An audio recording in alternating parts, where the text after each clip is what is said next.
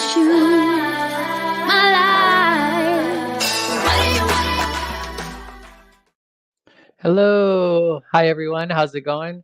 I'm Bonnie Violet. I am a trans femme, genderqueer, spiritual drag artist, and digital chaplain. And in case you don't know where you are, you've found yourself at Drag and Spirituality with my special series, Idaho Drag is Divine. I'm super thrilled for our guest, Chico Mia. We'll introduce them here in a second. But for folks who haven't been here before, basically, we're just going to have a conversation. We're going to talk about drag. We're going to talk about spirituality and how the two intersect, or maybe how they conflict, or we'll figure that out. We'd love for you to engage. So do, if you're watching us live, put your questions in the comments, and we'll interact with them as best we can. If you're listening to us on a podcast afterwards or not watching us live, still do engage in the comments, and check out the links in the description. Not going to belabor this any further. I'm going to go ahead and bring on our guest for this evening, Chico Mia. Hello. Hi, Hey, Bonnie. how are Thank you for the you? invite. Yes, I'm so glad that you could join me. This has been a long time coming. You were the first person I booked. Yeah, I know. Thanks for bearing with me as I think at the time I was doing All Stars, BNDS All Stars, which was back in December. So Yes. yeah, we keep busy for sure. But thank you for the invite. Yes, for sure. And do you want to give just a little brief introduction of yourself, like name, pronouns, where you're located? Yeah, of course. So my name is Chico Mia. I am gender fluid in and out of drag. I use all pronouns. He, they might be the best one for today. I am. Do you want me to keep going? No, Is that that I mean enough? that Okay. that's a good start. More is going to come out for sure. Uh-huh. I like to go, really soft in. No, I go deep quick. I was Um, I was curious about your childhood and kind of what you were taught about spirituality. yeah. So it's funny how living now in Idaho gives me a lot of perspective because I grew up in Brazil. Mm-hmm. And Brazil is a very Catholic country in nature, so it's almost like a Catholic culture, but not necessarily very religious. Mm-hmm. So growing up, I could feel a lot of the Catholic aspects of guilt and all the elements that you associate with the Catholicism, even like thinking of the different saints and things and different prayers you do for the different things you need. Um, However, I don't think I was in any religious trauma situation per se. I think it was, Mm-hmm. again, just very culturally present. When I was around 10 years old, my mother converted. So she was a pretty relaxed Catholic. We would maybe go to Mass once a year uh, if someone was getting married or if it was Easter. Mm-hmm. But then when I was 10, she converted to a Protestant faith. And then she was pretty attached to the church. I think for her it was obviously beyond religion. It was a community. There was purpose. So with that, she was attending weekly. And initially she did try to drag my brother and I. I vividly remember, being like, what? We're doing this weekly? Why? Mm-hmm. But again, it was really not something that truly manipulated us or made us, she never made us really be that involved. And then pretty soon after, she respected my brother and I, just not really wanting to be part of it anymore. Mm-hmm. Um, so yeah, looking back, I think at the time I did feel pretty bummed about my mom being so dedicated and devoted to this church that I really couldn't relate. Mm-hmm. But again, now with perspective of being around so many people that have gone through religious trauma and are Uh-huh. really fighting it, and are just rewriting their story. I did think I had a pretty good childhood, especially when it comes to spirituality. Mm-hmm. And was there anything, what was it? Do you recall what it was that kind of made you feel like you didn't like it? I did remember everyone having to fit in. So right, there was like this set of rules and things you had to do in order to be a good Christian. And I definitely remember just laughing it off and being like, yeah, Mm, this is just choose not to be a good Christian.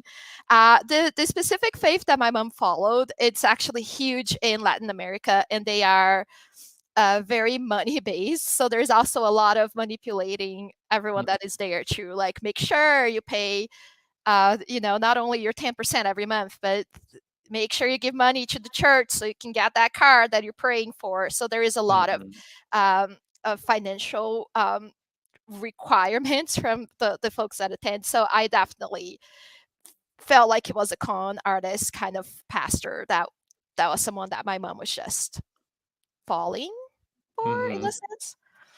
And you said that Mm. you identified as gender fluid, Yes, correct? correct. When did you start noticing that or Mhm. coming to understand yourself in that way? So I think I'm 34 years old, and I think a lot of folks in my generation might identify with this, which is I have always been gender fluid. I have actually feel pretty comfortable about it and felt since I was 8 or 9. However, I never really had the vocabulary and the acceptance and the community to really be able to list those things as okay, this is how I truly identify. But I did come out of the closet as lesbian when I was around 14 or 15, and um, my mom did not approve of it. And I think there was religion was a little bit of it. I think a lot of it was just, oh, I totally accept it in other families and other people, Mhm, but my own family, I don't think so. So yeah, that was a little hard for me to navigate because I came out of the closet again 14, 15, and immediately went back into the closet. So, there was a lot of fake boyfriends mm, that I would bring home and like randomly give my girlfriends boy names when I was describing to my mom where I was going or what I was gonna do. But I was a very independent teenager, mhm, and I grew up in a big city, so I had access to, I would just get a bus and public transportation and meet my girlfriend at the movie theater. So I didn't feel like I was able to kind of be back in the closet for my family, but still have a pretty fulfilled life in a sense. mhm. So again, all in all, fond memories of my youth, and I don't Yeah, think it yeah. was like there was never violence about it. There was never really like, oh, okay, you're gay, so you're staying home and locking me in the basement. That never happened. Mhm. And what was your first exposure to drag? Okay, so this is super random, but in Brazil, even though it can be a very chauvinistic country, um, especially for comedic relief, drag is somewhat present. So I remember my mom's favorite movie. I told you all this story, but she was actually super open-minded and very artistic. And her favorite movie was Priscilla, the Queen of the Desert. So I Mm, was maybe whatever that movie came out, give it a few more years. I was watching that with my mom, and I remember that like since I was very, very young. And then when I was around 14, my family and I went to a family vacation in the northeast of Brazil. And I remember we went to, at the hotel, they were like, there's a show tonight. We were like, sure, let's do that. And it was a drag show, and it was mhm, a comedian. And I don't remember their name or their background, or if it was truly just someone cross dressing for the comedic effect, or if they truly were drag per se. But I remember my dad being called to go on stage in this movie Grease, like the Tommy Moore scene. Anyways, it was a lot of fun. We had a blast, great memories, and I will definitely say that was my first official drag show. And then when I moved to the US in 2009, and I moved to the US to go to school in New York. And then that was when I was really inserted in the drag scene and mhm, as a spectator, right? Someone just attending and seeing. And then that's when I got to see amazing talent that was drag as what we call drag. Mhm. And when did you know you were gonna do drag? Oh, that was just what, a year and a half ago. So Okay. even though I was always very artistic. I did some theater in my youth. I had a band. I played bass. I was never great, but I really liked to be on stage. I Mhm. also grew up dancing. So something that I haven't mentioned yet, which I always mention because I'm so proud. My brother is a professional ballet dancer, Mm. and he started dancing when he was about 7 or 8. So he started dancing because I was dancing, and my mom just thought, "Oh, it's easy. Let's just make you both be in the same thing." But he was, super talented since the beginning. I stopped dancing ballet when I was around 14 or so, but he stayed with it. Mhm. And so yeah, so I grew up on stage, be it ballet, gymnastics, eventually in the band, and so forth. So after I moved to the US, I got married, and then any artistic outlet was completely shunned for Mhm. many reasons. So 4 years ago or so, I went through a divorce, and I came to Idaho because of that. And that's when I realized, okay, I really do need an artistic outlet for my mental health, for my kids' well-being. Like, I want them to be exposed to different things. Mhm. I want them to be able to access their resource of artistic expression, which is so important in so many ways. And I was, doing different things at home with them, especially once the pandemic hit. We were doing a lot of makeup, dressing up, different videos and things like that. And then eventually I came across the Lesbian Kings here in Boise. A shout out. They are amazing. They're a Mhm. group of drag kings that perform here in Idaho. And it was mind blowing. I think everyone who has met them and seen them on stage were like, wow, I had never expected that level of talent and open-mindedness in the drag community Yeah. here, right? So Mhm. that was, I can't remember, it was pandemic times. We just started opening back up, and that's when so I had seen drag and drag kings before, but again, never expected that here in Idaho. Mhm. Yeah, yeah. Idaho and Boise in particular has such a great group of drag artists, so Yes, diverse. You have different gender expressions and exactly. types of drag, which is really quite amazing. I don't recall when I lived here prior to having such variety when it came to drag expression and even just opportunity to see drag. Exactly. And I think we are, obviously I've been watching RuPaul's Drag Race for the past, give it whatever how many years they've been going. But you have AFAB, Hmm. uh, leading that. I think that was when it clicked that, oh, okay, I'm kind of already doing drag at home. Like, my kids and I dress up every Saturday. We get a movie, or we get a reference, and we dress up like that. So I was like, okay, I already am craving something like this. Let me try Hmm. to incorporate. And it was the perfect fit for me. I don't want to say because I'm so good at it, but because I just enjoy every step of it. I love the Hmm. artistic direction. I love that it's self-expression. I love that it's gender play. I love that it's community. Actually, that's my favorite part.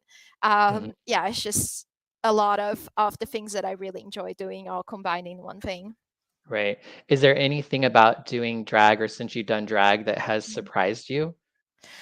Everything. I again, just the fact that it exists here in the context that it exists, and even as soon as pandemic stopped, or relieved a little bit, that surprised me that it's something that I can do here in Idaho, that is accessible here, that there is people that want to come and see, um that now we have gigs that are there, several times a week, more than one venue. All those things are incredible, and I'm very, very grateful for. So that's surprising for sure.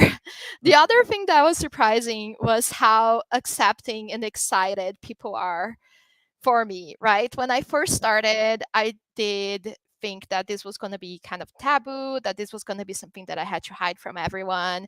And slowly but surely, either because I was outed or because I chose to disclose, everyone that matters to me were excited and happy about it, right? I had obviously some distant relatives here and there, or not so distant, but some older relatives here and there demonstrate concerns, but no one excluded me per se. They Mhm. like people celebrate, they are happy.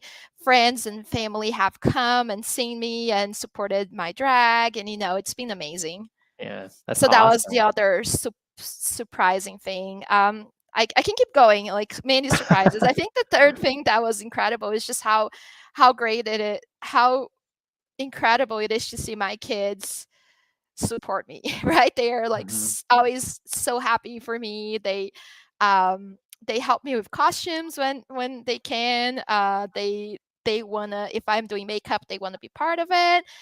My oldest, who is 7, going on 17, she will literally listen to songs and be like, "Oh, I could see Chico doing this song," And it's not like Mhm. they have seen me perform that many times, but they just really enjoy being part of the process. And it's That again like a great opportunity for us to bond. that sounds awesome, a family affair.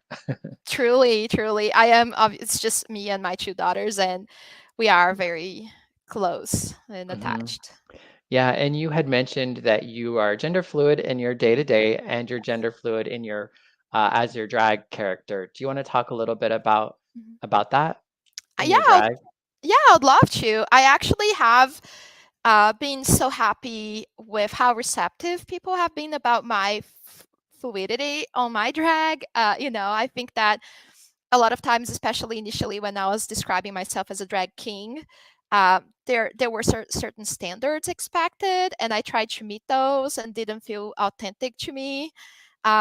I also feel like I am very feminine on my moves, and I just didn't want to change that about Mm, myself.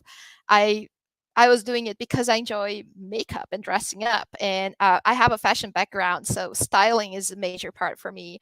So I was like, I don't want to compromise on that, so maybe I would just do my thing, and I hope people like it. And mhm, I would say that people have been accepting of it. And then more recently, my very good friend Kenny the Doll has started, with some other folks in the community, have started the Gendertainers, which is a drag thing troupe. mhm, So I do identify with that better as a thing, just because, not because I'm always going to be androgynous, but because the way I present will vary drastically depending on the number I have or the audience or just how I'm feeling that day. yeah. Jason says, "This is an amazing combo and show. I love you too." Hi, Jason. I Thank you. Ivy Williams is also saying, "Yes, I'm very much appreciating this conversation too." Yeah, we're getting off to a good start. I'm curious, we've talked a lot about kind of drag and where you're at now with that. Where are you at spiritually? That's why I was so eager to be in the show, and I think I was the first person who was like, "Yes, book me." It's because Mm, for me, drag has been a huge spiritual awakening. I think that goes with everyone who's also fulfilling themselves artistically, that the other parts of their life just kind of line up and align. mhm, But I do feel like that community aspect of drag for me is very spiritual as well. I also have had some, I want to say, for lack of a better word, revelations of, okay, I'm doing what I'm supposed to be doing at the right time, at the right place. This feels just so very much authentic to where I want to be in my life at this point. mhm, Um, and then finally, I truly feel the spirit, right? Like when I'm performing, I feel so fulfilled that it goes beyond myself. It feels like a huge connection with everyone who's watching. I mean, just going out there, I feel like I am breaking patterns of my family, and mm, karmic patterns. I feel like I'm doing the work to break those patterns for my own daughters. I feel like I'm transcending the rules that I was supposed to have fallen, and it just feels very empowering, but very spiritual for me. mhm. Sounds like maybe you're connecting with a lot of your own purpose and Exactly. and drag is part of your purpose. you want to talk a little bit more about that, Yeah. especially like from a spiritual lens? Yeah, of course. So again, it feels very personal. The purpose feels very personal, right? Drag is Hmm. my purpose right now, but it's not like I'm leading a spiritual revolution or I'm leading a cult. Right. It does feel like this is my purpose right now. This is something that, um, again, for all these generations, especially of women in my family, we have been silenced. And this is obviously probably the norm for most families, but we have been silenced, especially when it came to artistic expression, especially when it came to our own sexuality, when it came to things that brought us joy. All those things had to go because we had to, care for the family, sacrifice everything. We had to maintain the norm, and I truly feel like it's my purpose to break those rules, and Mm. drag has been the perfect tool for that. I am breaking all those rules. I am doing something that brings me true joy. I am expressing myself artistically, and I feel like,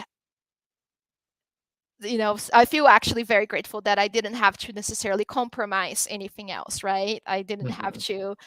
I don't feel like I'm a worse mother or a worse parent for pursuing something artistically, which Right. I feel like my mom, for example, who was a singer in a band, here's the poster of her band from Mm. 1979.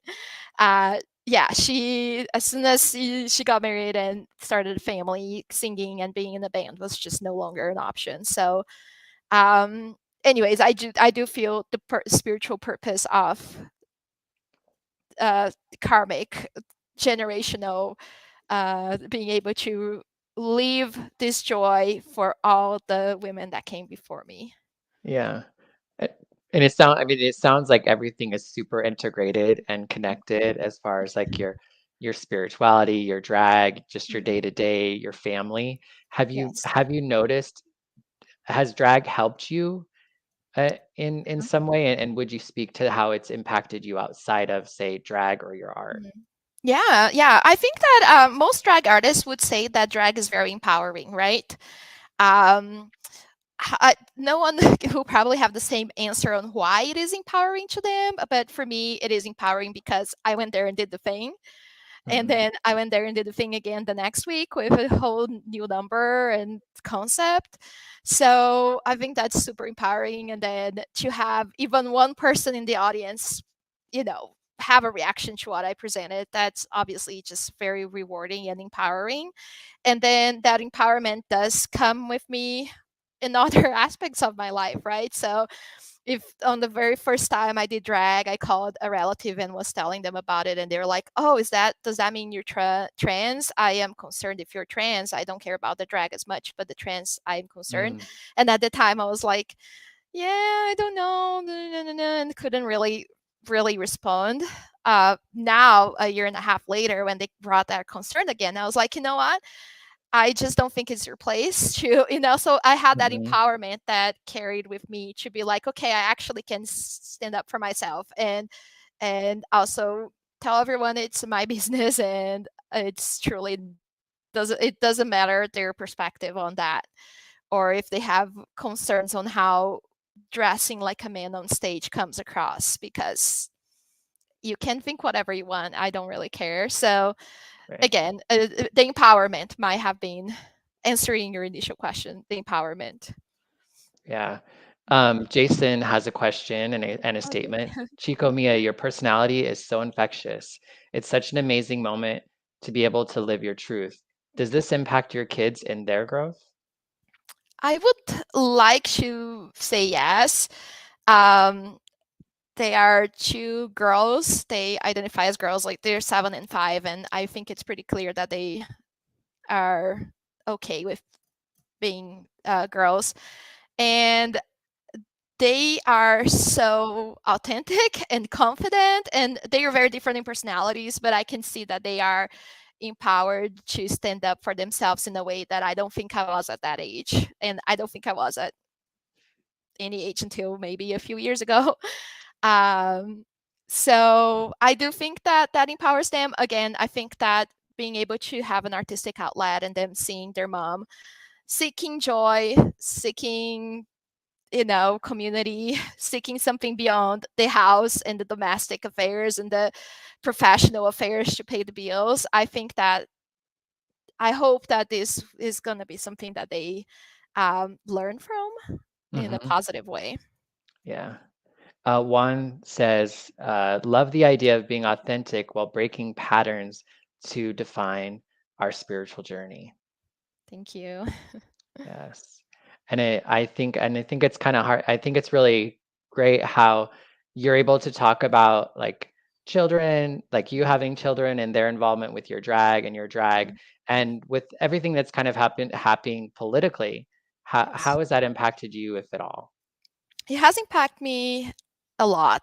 Honestly, has it's to me it's just heartbreaking, and I'm sure a lot of people feel that way because why is this even a problem, right? I am usually very empathetic, and on my day job I work with diversity and inclusion, so there is a lot of trying to put myself in someone else's shoes to try to understand where they're coming from. And here with this situation, I'm like, why do these people care? Why, Hmm. truly, why is this anything that they need, they feel like they have to be involved?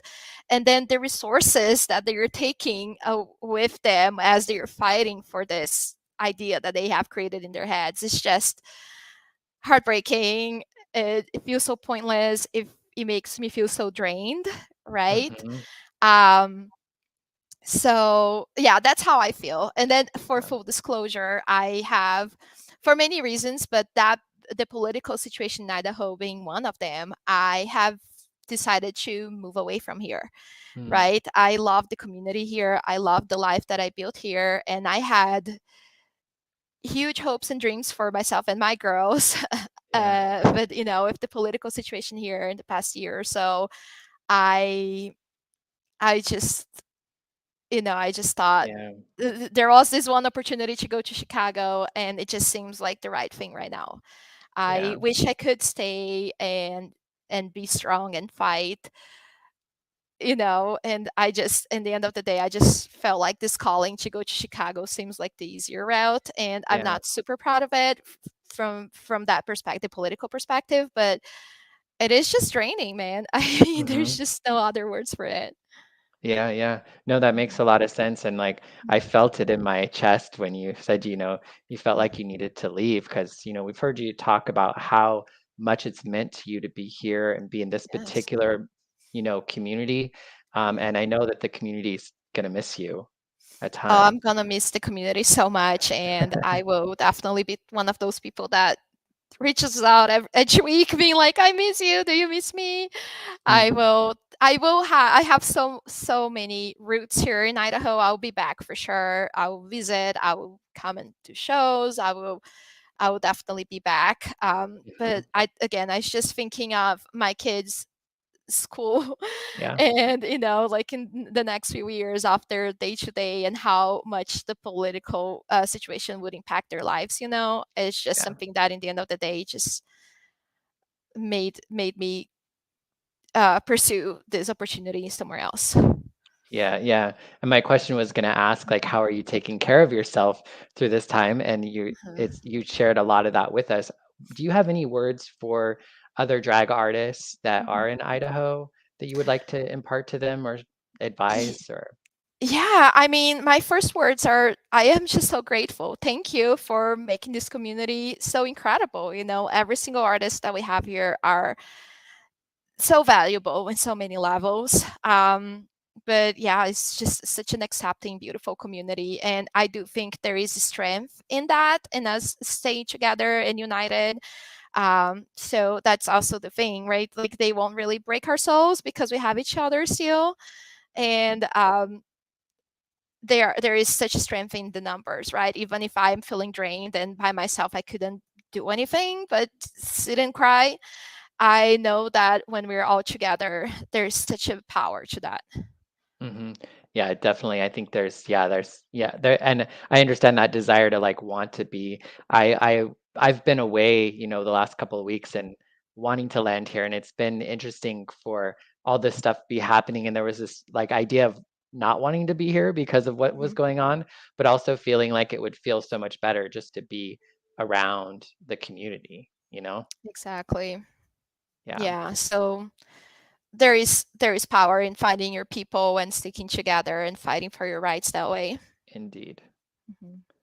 And we seem to What lose a connection for a second, I think. Are do we you good? I think we're good. I I see think you. we're I hear good you. now, yeah. Okay.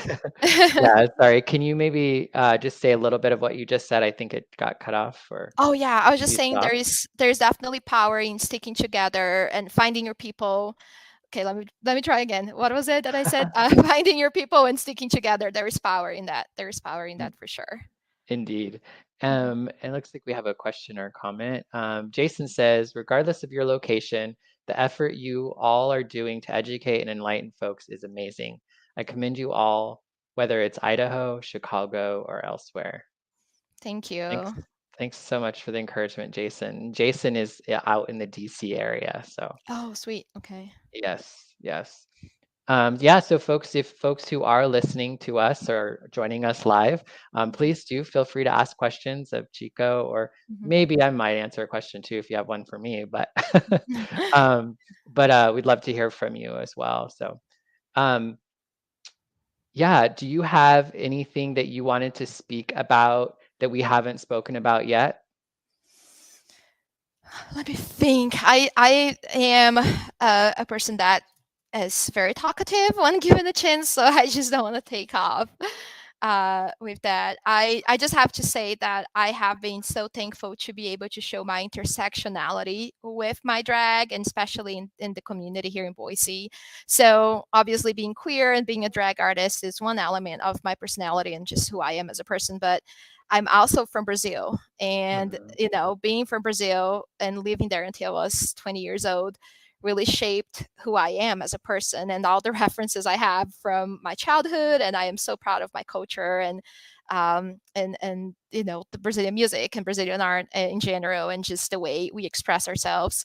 So it's been eh, just such an incredible opportunity to be able to just merge those two things, mhm, like being queer and drag, and also being Brazilian and being able to come up with numbers and acts and mhm. just present myself in a way that shows all of that. Right. So yes, And another reason why I'm so thankful for the community here. yeah, and recently you just did a show that was centered around Brazil. Would you like, Yeah, have you, I think it was like yeah, last weekend, right? Do you have it any was. reflections you would like to share with us? Yes, thanks for the opportunity to share, because it was just amazing, right? I So in Brazil we celebrate Mardi Gras, so we call it Carnaval, and it's literally called the greatest party on earth. Especially the Carnaval in Rio, but the whole country celebrates. It's just an incredible time of the year. It's every Brazilian's favorite holiday. Mhm, uh, and this is something I've craved since I left Brazil, right? There's not really any way to really celebrate or experience that unless you're in Brazil. So I have had the idea to do a carnival show here months and months ago. I It might have been, a full year that I reached out to the balcony and booked the dates. And with the idea developing, and me trying to feel what is important to present on the show, I just wanted to celebrate Brazilian culture. I mhm, wanted whoever in the community wanted to be part of the show and somehow present something special or unique about Brazil. Um, that was kind of my only requirement, quote unquote, and people delivered. It was just so special to see Brazil through all my friends and fellow performers' eyes. mhm, They brought in representation, be it with the way they dressed, be it with the songs they picked or the artists that were singing, the way they danced, they moved. It was just incredible. And then for myself, especially now knowing that this was going to be my first and last show here in Idaho as far as a producer, um, it was very cathartic, to be able to celebrate my intersectionality, bringing my Brazilian culture and just presenting that to the folks here. And then the other very special thing that happened was that my brother, the professional ballet dancer, he is based in Phoenix, and he agreed to do a duet with me. So um, he came here with his wife and daughter, and Oh, we wow. rehearsed for a few days, and we shared a stage, and that hadn't happened since we were kids. Yeah. So that was really, really special and cathartic. And then my best friend, who is my best friend since high school, she moved to Dallas a few years ago, and she was also here uh, for the show, and she was taking pictures and helping with the production. So it was just incredible all around. Yeah. It sounds like an amazing kind of full circle moment, and um, Yes. like everything happening all at once. How exciting. I don't think Yes. I don't think that happens often for us, that we get to, kind of exist with all of the things that are important to us, or Mhm. especially things over like our lifespan. Yes, it was, I'm sure looking back in my life, this was gonna be one of those formative moments of, and even for my kids too. And yeah, for everyone who was part of it. But yeah, I know that it was just a truly, truly cathartic moment for me, and just super, super special. I'm Mhm. still riding that high. That was just a week ago, so I feel like I'm still in that bubble of happiness and joy. Indeed, yeah. What would you say to someone who was maybe gender fluid Mhm. and was maybe wanting to do drag? What kind of advice or suggestions would you have for them? I think my advice is be authentic. Be honest to yourself and um, to the people around you, but mainly to yourself. Um, Also try things out. Just don't take yourself too seriously. Try things out. I would definitely say reach out to the community, try to get someone to give you advice. People are usually so open to help and to just verbalize things and help you verbalize things. And for me, verbalizing is such a good way for me to get ideas from out here into, like, actually, this is what's gonna happen. So, make them from this area to, like, actual fruition. Mhm. um but yeah, I would say don't be in your head, and don't think it's for you, because it can be so incredible. It can be a really, really great way to really express yourself, find out more about yourself. And you don't have to perform on a show, per se. Like, maybe you're just getting dragged to go watch a show. If there is a show coming up and there is a team and you just want to kind of dress up and see how that feels like, go for that. Or if you want to just do a photo shoot at home with some friends, go for that. You don't have to be a booked performing artist to do drag and figure things out from there. Mhm. Yeah, it just sounds like just do it, right? Exactly. Just do it. Seriously, just go for it. Yeah.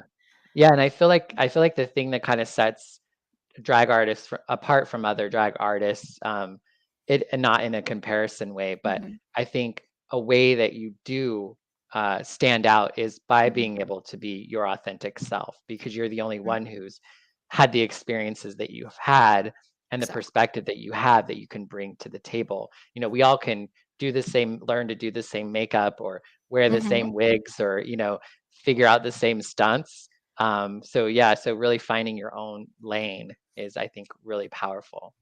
Exactly, 100%. I would agree with that 100%. Yeah, and it can be one of the hardest things, I think, uh, It s- to do as it well. it can be, especially if you watch a lot of drag, and then you have drag artists that you admire, and you think that the way they present is a role or how you want to present, and then I could see it being a easy a easy way to form your drag, like by just copying someone else's drag. And that's valid if you're home and you just want to, like, copy that look, like, especially makeup wise. But yeah, if you go on stage and you try to do that and it just doesn't come across as authentic, and then it's just not as fun for people watching, and then you feel self-conscious, and and then you feel like you didn't really deliver what you wanted to deliver. You just try to Mhm. copy someone else. So yeah. Yeah. But drag is a lot of trial and error, and it keeps that way for I've been performing for a year and a half now, and I feel like that's the way it's still for me. It's some nights are way better than others, some acts just work better. Mhm. So it's a lot of trial and error for sure. Yeah, we're coming down to about like the last 4 minutes. So folks, if you have a Oh yeah. question or comment, now is the time. I do have one question I wanted to ask you was, Mhm. um, I wanted to ask you and then I forgot. No, what would you say, what is your ideal or your hope for your drag and your spirituality in Mhm. the future? I just hope that it continues to bring me this much joy, right? Obviously, I want to evolve as an artist, whatever that is. Like maybe I dance better, or I'm better at it somehow. Maybe I'm better at makeup. Maybe whatever it is that I evolve. That sounds amazing, but I just hope it continues to bring me this much joy and fulfillment and connection with the community. And that's about it, right? I Yeah. know realistically, I don't know if I could have actual like financial gain from it, like something Mm, that would be sustainable as far as the only thing I do professionally is drag. And I don't know if that is my end goal right now, because again, as long as it brings me joy, and I'm able to actually continue to balance my personal life and professional life with it, I am happy. yeah, yeah. Well, thank you so much Mhm. for having this conversation with me this afternoon or Mhm. evening or whenever folks are listening to this. I really have enjoyed getting to know you a little bit more. I've known you for a little bit, Mhm. but I feel like I got to know so much more about you in this, 45 minutes. Yes, thank you so much for the opportunity, and thank you for this show and for creating this. This is phenomenal. It's so great for drag artists to be able to talk about themselves in this way and talk about their background and their spirituality. We usually don't have the chance to do that otherwise. So thank you. Yeah, and so for Mhm. folks, what's the best way folks can reach out to you? So I am on Instagram under Chico Mia Drag, and that's CHICOMIA Drag. Mhm. I'm also on. I have a website, chicomia.gay, which I love. I love that. So yeah. So on my website, you can find other ways to reach out. But yes, please go follow me. Go Yes. send me nudes, whatever you want to do. I'm happy. Right. Awesome. Well, again, thank you so much, and I wish you all the best in Chicago. And folks, you can check out the links in the description to get connected with Chico Mia, as well as check out upcoming conversations. I do have a handful more Idahoans that I'm going to be talking with about their experience with spirituality and drag. So just check out the links in the description, and take care, y'all. And I'll see you in the next way. It looks like there's a comment I want to share. All right. Jason says, this was amazing. Thank you. Thanks so Thank much you. for interacting with us as well, Yes, Jason. thank you, Just adds Jason, another layer to the experience. for sure. All, all right, I think. Oh, look, Ivy has one too. Ivy Williams says, great advice. Try different things that bring you joy. Don't take yourself too seriously. Don't be in your head too much, express yourself. Do a photo shoot, dress up to attend a performance. You don't have to actually perform on stage. And remember, it's all trial and error. And like Bonnie added to Chico Mia's Be Authentic Talk, find your own lane. Right? That was a Beautiful. nice summary, huh? Yes, I was just like, yes, I'm so glad. All right, perfect. Well, Perfect thanks comment. everyone. Really gonna go bye-bye this time. All right. Bye. Bye.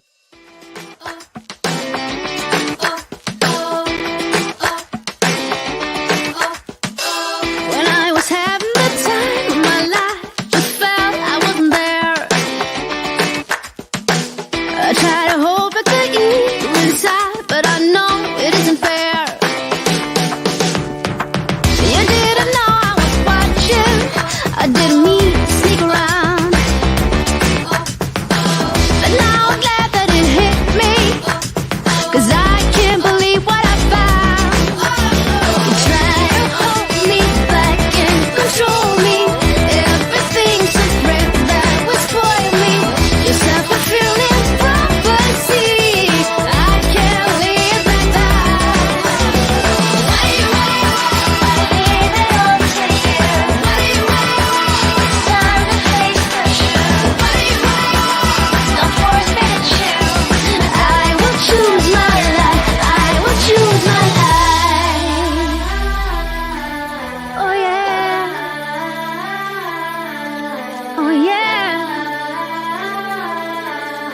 without you.